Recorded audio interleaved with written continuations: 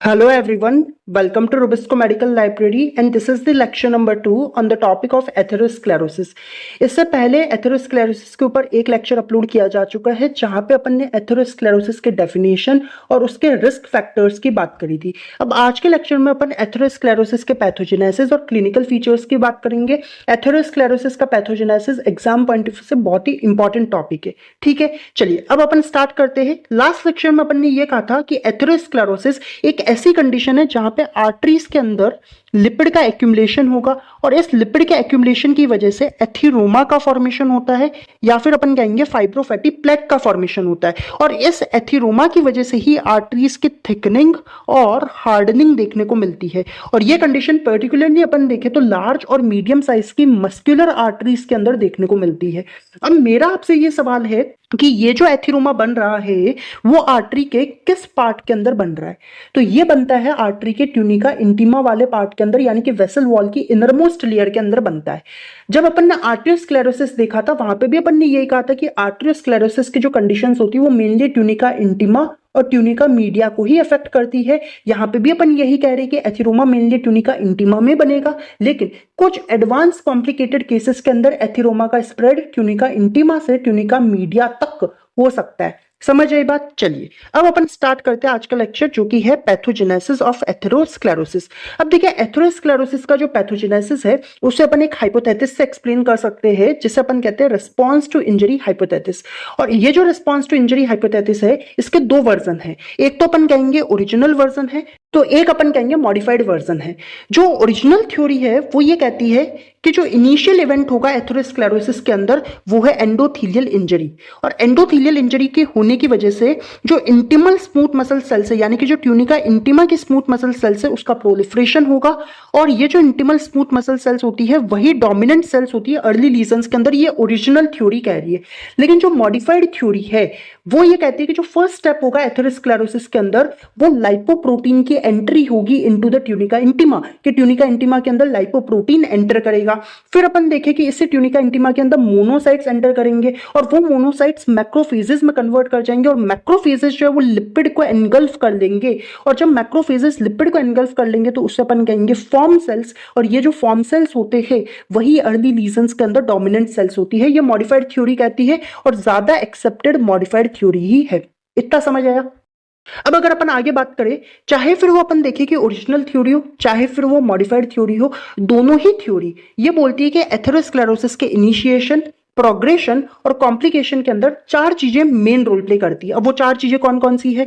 एक तो अपन कह रहे हैं एंडोथीलियल सेल्स, एक अपन कह रहे हैं आर्टेरियल स्मूथ मसल सेल्स, इसके अलावा अपन कह रहे हैं इन्फ्लेमेशन, और एक अपन कह रहे हैं डिसलिपिडीमिया। याद कैसे रखें? आप याद रख सकते हो आइडिया से। आई से अपन कह रहे हैं इन्फ्लेमेशन, डिसलिपिडीमिया, एंडोथीलियल सेल्स, और एक अपन कह रहे हैं arterial smooth muscle cells. Although ये सीक्वेंस में नहीं है, आप सीक्वेंस में याद रखिएगा, एक न्यूमोनिक है बस याद रखने के लिए। चलिए नेक्स्ट अपन बात करेंगे एथेरोस्क्लेरोसिस के पैथोजेनेसिस की, और इसको एक्सप्लेन करने से पहले मैं आपको कुछ बेसिक्स बताना चाहूंगा, और वो बेसिक्स आप इस डायग्राम में देख सकते हैं। ये डायग्राम है एक नॉर्मल ब्लड वेसल का, और अपन सबको पता है कि भाई ये एक ब्लड वेसल है और ब्लड वेसल के अंदर क्या फ्लोट करेगा? ब्लड फ्लोट करेगा। अब अपन को पता है कि जो ब्लड वेसल होती है उसके अंदर तीन लेयर्स होती है। जो इनरमोस्ट लेयर होती है वो ट्यूनिका इंटीमा होती है, जो मिडल लेयर होती है वो ट्यूनिका मीडिया होती है, तो जो आउटरमोस्ट लेयर होती है वो ट्यूनिका एडवेंटिशिया होती है। अब अपन इनरमोस्ट कह कैसे रहे? तो भाई देखो, जो लेयर ब्लड को फेस कर रही होती है वो इनरमोस्ट लेयर होती है, और ये जो ट्यूनिका इंटीमा होती है ना इसी के अंदर एंडोथीलियम प्रेजेंट होता है। Endothelium is the part of tunica intima. Endothelium क्या है भाई? एपिथेलियल टिश्यू होता है, सिंपल स्क्वेमस एपिथेलियम होता है। साथ में अपन देखें कि इस एंडोथीलियम के नीचे जो कि ट्यूनिका इंटीमा का ही पार्ट होगा उसमें कनेक्टिव टिश्यू प्रेजेंट होगा, और इसके अलावा थोड़ी बहुत स्मूथ मसल्स की सेल्स प्रेजेंट होगी। तो वहीं जो ट्यूनिका मीडिया होती है ना वो मेनली स्मूथ मसल सेल्स की बनी होती है। वहीं अगर अपन बात करें ट्यूनिका एडवेंटिशिया की, तो ट्यूनिका एडवेंटिशिया जो होती है वो फाइब्रस टिश्यू की लेयर होती है। किसकी लेयर होती है? फाइब्रस टिश्यू की लेयर होती है। इतना समझ आया? अब अपने को पता है कि भाई ब्लड फ्लोट कर रहा है ब्लड वेसल के अंदर, अब इसके अंदर बहुत सारी सेल्स होगी, लेकिन एथेरोस्क्लेरोसिस के पैथोजेनेसिस समझने के लिए जो सेल्स आपको पता होनी चाहिए उसमें एक तो अपन कह रहे हैं ये मोनोसाइट जो पर्पल कलर से है, जो ब्लू कलर से अपन ने बना रखी है वो है टी लिम्फोसाइट, इसके अलावा जो येलो कलर के स्टार्स दिख रहे हैं वो है प्लेटलेट्स, और जो छोटे छोटे येलो कलर के आपको दिख रहे हैं वो है एलडीएल यानी कि लो डेंसिटी लाइपोप्रोटीन। ये कोई सेल्स नहीं है लेकिन एलडीएल जो है वो बहुत इंपॉर्टेंट रोल प्ले करेगा एथेरोस्क्लेरोसिस में। ये अपन उसके रिस्क फैक्टर में ही समझ चुके। समझ आई बात? अब आप है ना पूरा पैथोजेनेसिस समझिए। जो पहली चीज एथेरोस्क्लेरोसिस के अंदर होगी वो होगी एंडोथीलियल इंजरी, या फिर अपन कहेंगे एंडोथीलियल डिसरप्शन, या फिर अपन कहेंगे एंडोथीलियल डिसफंक्शन। एथेरोस्क्लेरोसिस होने के लिए जरूरी नहीं कि एंडोथीलियल इंजरी हो, इवन एंडोथीलियल डिसफंक्शन से भी एथेरोस्क्लेरोसिस हो सकता है। अब ये एंडोथीलियल इंजरी वगैरह होगी कैसे? तो हो सकता है कि भाई मैकेनिकल इंजरी हो सकता है केमिकल इंजरी हो, या फिर इम्यूनोलॉजिकल इंसल्ट भी हो सकती है, इम्यूनोलॉजिकल इंजरी भी हो सकती है। जो मैकेनिकल इंजरी है वो हीमोडायनामिक इंजरी की वजह से हो सकती है इन हाइपरटेंशन। केमिकल इंजरी डिसलिपिडीमिया की वजह से हो सकती है, डायबिटीज की वजह से हो सकती है, स्मोकिंग वगैरह की वजह से हो सकती है। अब देखो जैसे ही एंडोथीलियल इंजरी होगी ना, तो अब खुद सोचो कि भाई ये एंडोथीलियम है, एंडोथीलियम के नीचे कनेक्टिव टिश्यू के अपन कह रहे हैं मैट्रिक्स है, तो ये जो सब एंडोथीलियल कनेक्टिव टिश्यू की मैट्रिक्स होगी वो एक्सपोज हो जाएगी। और जैसे ही अपन देखें कि ये मैट्रिक्स एक्सपोज होगी, तो जो ब्लड के अंदर सर्कुलेटिंग प्लेटलेट्स थे वो सर्कुलेटिंग प्लेटलेट्स आके एक्सपोज्ड कोलेजन फाइबर से अधेयर कर जाएगी, और अधेयर होने के बाद में वो एक्टिवेट होगी, और एक्टिवेट होके वो डीग्रेन्युलेशन कर लेगी और अपने अल्फा ग्रेन्यूल्स को सिक्रेट कर दिए। याद रहे, अच्छी बात नहीं रही कोई बात नहीं, बस इतना याद रखो circulating platelets exposed collagen fibre से आके अटैच करेगी। और एक्टिवेट होके अपन देखिए कि ये जो प्लेटलेट्स है वो कुछ ग्रोथ फैक्टर्स को सिक्रेट करेगी, जैसे कि प्लेटलेट डिराइव्ड ग्रोथ फैक्टर हो गए, ट्रांसफॉर्मिंग ग्रोथ फैक्टर बीटा वगैरह हो गए, इनको सिक्रेट करेगी। अब यही चीज आप इस डायग्राम के अंदर देख सकते हैं कि भाई एंडोथेलियल इंजरी हुई, प्लेटलेट्स आए, वो कोलेजन फाइबर से अधेयर हुए, फिर अपन देखे कि उन्होंने रिलीज कर दिए प्लेटलेट डिराइव्ड ग्रोथ फैक्टर और ट्रांसफॉर्मिंग ग्रोथ फैक्टर बीटा। समझ आई बात? चलो अब अपन देखें कि एंडोथेलियल इंजरी की वजह से जो टाइट जंक्शन थे एंडोथेलियल सेल्स के बीच में, उसकी फंक्शनल इंटीग्रिटी कंप्लीटली फेल हो चुकी है। ठीक है, जिसकी वजह से एंडोथेलियम की जो परमिएबिलिटी है वो इंक्रीज कर जाएगी। अब परमिएबिलिटी किसके लिए इंक्रीज करेगी? एलडीएल के लिए इंक्रीज करेगी, कि जो ब्लड के अंदर एलडीएल था वो अब अपन देखें एंटर कर जाएगा ट्यूनिका इंटीमा के अंदर। किसके अंदर एंटर कर जाएगा? ट्यूनिका इंटीमा में एंटर कर जाएगा। अब जैसे ही वो ट्यूनिका इंटीमा के अंदर एंटर करेगा तो जो इंजर्ड एंडोथेलियल सेल्स होती है वो बनाती है रिएक्टिव ऑक्सीजन स्पीशीज, और ये जो रिएक्टिव ऑक्सीजन स्पीशीज होती है वो इस एलडीएल के ऊपर अटैक करेगी। और जब ऐसा होगा तो एलडीएल का ऑक्सीडेशन होगा, जो एलडीएल है उसका ऑक्सीडेशन होगा और वो कन्वर्ट हो जाएगा ऑक्सीडाइज्ड एलडीएल के अंदर, जिससे अपन कहेंगे मिनिमली ऑक्सीडाइज्ड एलडीएल, या अपन उसे कहेंगे मिनिमली मॉडिफाइड एलडीएल। और ये जो एलडीएल होगा ना जिसका ऑक्सीडेशन हुआ है, यही एलडीएल बाद में जाके मैक्रोफेजेस का एक्टिवेशन करेगी, फिर मैक्रोफेजेस फर्दर एलडीएल का ऑक्सीडेशन करती है। अब ये चीज कैसे होती है वो आगे समझेंगे। अब भी बस इतना याद रखो कि भाई रिएक्टिव ऑक्सीजन स्पीशीज ने एलडीएल का ऑक्सीडेशन कर दिया, और जब ऐसा होगा तो इन्फ्लामेटरी रिएक्शन स्टार्ट होगी। और इन्फ्लामेटरी रिएक्शन के अंदर मेन रोल प्ले करेगी एक तो टी सेल्स, और इसके अलावा अपन कहेंगे मोनोसाइट्स, और इसके अलावा अपन कहेंगे मोनोसाइट्स। लेकिन टी सेल और मोनोसाइट तो ब्लड के अंदर है, वो अब इंटीमा के अंदर आएंगे कैसे? तो भाई उसके आने के लिए जो डिसफंक्शनल एंडोथेलियल सेल्स है उसको कौन स्टिमुलेट करेगा? ये एलडीएल जो है वो उसको स्टिमुलेट करेगा तो ये dysfunctional endothelial cells up regulate करेगी सेल एडेशन मॉलिक्यूल को, जैसे कि सेलेक्टिन, आईकैम, वीकैम। और ये जो सेल एडेशन मॉलिक्यूल होते हैं वो एज ए रिसेप्टर एक्ट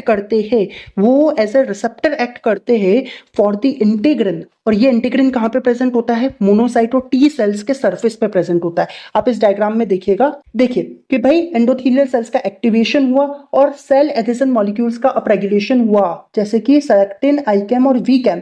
और फिर टी सेल और मोनोसाइट के सरफेस पे जो इंटीग्रिन है वो आके इन सेल एडेशन मॉलिक्यूल से बाइंड कर रहा है। इतना समझ आया? देखो अब जब अपन देखें कि सेल एडेशन मॉलिक्यूल रिलीज होता है ना, उसी टाइम पे जो इंजर्ड एंडोथेलियल सेल्स होती है, जो डैमेज्ड एंडोथेलियल सेल्स होती है, वो MCP1 को भी सिक्रेट करती है। MCP1 क्या होता है? Monocyte chemo attractant protein 1। नाम से ही पता चल रहा है कि मोनोसाइट को अट्रैक्ट करने वाला एक केमिकल होगा। समझ आई बात? चलो अब अपन ने कहा कि भाई एंडोथेलियम तक टी सेल भी आ जाएगी, मोनोसाइट भी आ जाएगी, आके वो सेल एडेशन मॉलिक्यूल से बाइंड करेगी। बाइंड करने के बाद में वो एंडोथेलियम के ऊपर रोलिंग करेगी। भैया एंडोथेलियम से बाइंड करी, बाइंड करने के बाद में रोल कर रही होगी। ठीक है, और MCP1 की वजह से जो इंजर्ड एंडोथेलियल सेल्स ने सिक्रीट किया था, वो MCP1 की वजह से मोनोसाइट जो है वो एंटर कर जाएगी ट्यूनिका इंटीमा के अंदर। पहले एंडोथेलियम पे थी, अब उसके अंदर एंटर कर गई। यानी कि कनेक्टिव टिश्यू के मैट्रिक्स के अंदर चली गई, और इस चीज को कहा जाता है ट्रांसमाइग्रेशन। क्या कहा जाता है? ट्रांसमाइग्रेशन। समझ आई बात? ये जो मोनोसाइट्स जो एंटर कर गई है कनेक्टिव टिश्यू वाली मैट्रिक्स के अंदर, उसके ऊपर एक्ट करता है मैक्रोफेज कॉलोनी स्टिमुलेटिंग फैक्टर, और ये जो मैक्रोफेज कॉलोनी स्टिमुलेटिंग फैक्टर होती है वो मोनोसाइट्स को कन्वर्ट कर देती है मैक्रोफेजेस के अंदर। और ये जो मैक्रोफेजेस है इसको अपन देखें फर्दर एक्टिवेट कौन करेगा? जो मिनिमली ऑक्सीडाइज्ड एलडीएल था, जो किससे बना था? रिएक्टिव ऑक्सीजन स्पीशीज से बना था, वो इसको अपन देखें तो एक्टिवेट करेगा। एक्टिवेट करेगा तो मैक्रोफेजेस फर्दर एलडीएल का ऑक्सीडेशन करेगा। फर्दर अपन देखें तो ये एलडीएल का ऑक्सीडेशन करेगा तो ये इसी एलडीएल को वापस से एनगल्फ भी कर देगा। कैसे एनगल्फ कर लेगा? क्योंकि जो MCSF है यानी कि जो मैक्रोफेज कॉलोनी स्टिमुलेटिंग फैक्टर है, वो मैक्रोफेजेस के अंदर एक रिसेप्टर प्रेजेंट होते हैं जिसे अपन कहते हैं स्कैवेंजर रिसेप्टर। इन स्कैवेंजर रिसेप्टर्स को अप रेगुलेट करेंगे, और ये स्कैवेंजर रिसेप्टर्स जो होते हैं वो ऑक्सीडाइज्ड एलडीएल को एनगल्फ करवाने में हेल्प करते हैं। यानी कि मैक्रोफेजेस जो है वो ऑक्सीडाइज्ड एलडीएल को एनगल्फ करेगी, और जब मैक्रोफेजेस ऑक्सीडाइज्ड एलडीएल को एनगल्फ करेगी तो वो फॉर्म सेल्स में कन्वर्ट हो जाएगी। समझ आई बात? पूरा काम चल क्या रहा है कि भाई ROS की वजह से यानी कि रिएक्टिव ऑक्सीजन स्पीशीज की वजह से मिनिमली ऑक्सीडाइज्ड अपन कह रहे हैं एलडीएल बना। ये मिनिमली ऑक्सीडाइज्ड एलडीएल जो था ये मैक्रोफेजेस को एक्टिवेट करेगा। मैक्रोफेजेस किससे बने? मोनोसाइट से बने। कैसे बने? मैक्रोफेज कॉलोनी स्टिमुलेटिंग फैक्टर से बने। और ये जो मैक्रोफेजेस है वो फर्दर अपन देखें तो एलडीएल का ऑक्सीडेशन कर रहा है। ऑक्सीडेशन करके अपन देखें ये मैक्रोफेजेस इस एलडीएल को एनगल्फ कर रहा है, और जब ये इसको एनगल्फ कर रहा है तब फॉर्म सेल्स बन रही है। पूरी एक साइक्लिक चेन चल रही है। समझ आई बात? इतना समझ आया? अब देखो कि ये जो लिपिड लाडेन फॉर्म सेल्स है वो सब एंडोथेलियल सेल्स के अंदर एक्यूमुलेट होने लगेगी, और जब ये एक्यूमुलेट होने लगेगी तो ये फैटी स्ट्रीक का फॉर्मेशन करेगी। दिस इज वेरी इंपॉर्टेंट कि भाई जो फैटी स्ट्रीक होता है वो अर्लीस्ट लीजन होता है एथेरोस्क्लेरोसिस के अंदर। ये एक MCQ भी बन सकता है कि एथेरोस्क्लेरोसिस में अर्लीस्ट लीजन कौन सा होता है, तो आपको आंसर देके आना है फैटी स्ट्रीक, जो किसकी वजह से बना है? लिपिड लाडेन फॉर्म सेल्स के एक्यूमुलेशन की वजह से बना है। इतना समझ आई? अब देखो अब क्या होगा कि भाई अभी तक अपन ने मोनोसाइट का रोल देखा, प्लेटलेट्स का रोल देखा, एलडीएल का रोल देखा। भाई अपन ने कहा था टी सेल्स का भी तो रोल आना है। अब टी सेल्स का रोल क्या है? ये जो प्लेक प्रोग्रेशन है उसको सस्टेन करने के लिए टी हेल्पर सेल्स जो है उन्हें एक्टिवेट करना जरूरी है। अब ये एक्टिवेशन कौन करेगा? वो एक्टिवेशन भी मैक्रोफेजेस ही करेगी। ये अपन सब जूनियर क्लासेस से पता है कि भाई मैक्रोफेजेस एंटीजन प्रेजेंटिंग सेल्स के जैसे भी एक्ट कर सकते। तो ये जो मैक्रोफेजेस जिन्होंने ऑक्सीडाइज्ड एलडीएल को एनगल्फ करा था वो इस ऑक्सीडाइज्ड एलडीएल को प्रेजेंट करेगी to the T helper cell, और जब ऐसा होगा तब टी हेल्पर सेल्स का एक्टिवेशन हो जाएगा कि भाई मैक्रोफेजेस थे, मैक्रोफेजेस ने एलडीएल को एनगल्फ करा और फिर इसी एलडीएल को प्रेजेंट कर दिया to the T helper cell, और ये फिर टी हेल्पर सेल्स का एक्टिवेशन हो जाएगा। समझ आई बात? अब जैसे ही अपन देखें कि टी हेल्पर सेल का एक्टिवेशन होगा तो जो टी हेल्पर सेल होगी उसमें भी टी हेल्पर 1 जो होगी वो कुछ साइटोकाइंस को सिक्रीट करेगी, जैसे कि इंटरफेरोन गामा वगैरह, और ये जो साइटोकाइंस होंगे वो फर्दर मैक्रोफेजेस को एक्टिवेट करेंगे। अगर ये फर्दर मैक्रोफेजेस को एक्टिवेट करेंगे तो जो स्कैवेंजर रिसेप्टर्स थे जो कि एलडीएल को एनगल्फ कर रहे थे उसका अपरेगुलेशन और ज्यादा होगा। जब और ज्यादा होगा तो फिर अपन देखें मैक्रोफेजेस और ज्यादा फ्री रेडिकल बनाएंगे और साथ में मैट्रिक्स मेटलोप्रोटीनेज को भी प्रोड्यूस करेंगे। समझ आई बात? और इनकी वजह से कि भाई ये पूरी एक साइक्लिक चेन चल रही है, मैक्रोफेजेस ने टी सेल को एक्टिवेट करा, टी सेल ने साइटोकाइन रिलीज करे जिसकी वजह से मैक्रोफेज फर्दर एक्टिवेट हो रहे हैं तो भाई और ज्यादा फ्री रेडिकल बन रहे हैं, मैट्रिक्स मेटलोप्रोटीनेज बन रहा है, जिसकी वजह से जो टिश्यू है वो क्रॉनिकली इन्फ्लेम्ड रहेगा। अब याद करो जो लास्ट लेक्चर था उसमें पहली लाइन मैंने आपको ये बोली थी कि एथेरोस्क्लेरोसिस एक क्रॉनिक इन्फ्लेमेशन कंडीशन है। क्यों है? उसका जवाब ये है। अब अपने को ये भी पता है कि एक्यूट इन्फ्लेमेशन के अंदर न्यूट्रोफिल्स जो होते हैं वो मेन सेल्स होते हैं। Neutrophils are the main cell in the case of acute inflammation. अभी तक पूरे पैथोजेनेसिस में अपन ने न्यूट्रोफिल्स की बात करी क्या? नहीं करी। अपन ने मोनोसाइट की बात करी, अपन ने मैक्रोफेजेस की बात करी, अपन ने टी सेल्स की बात करी।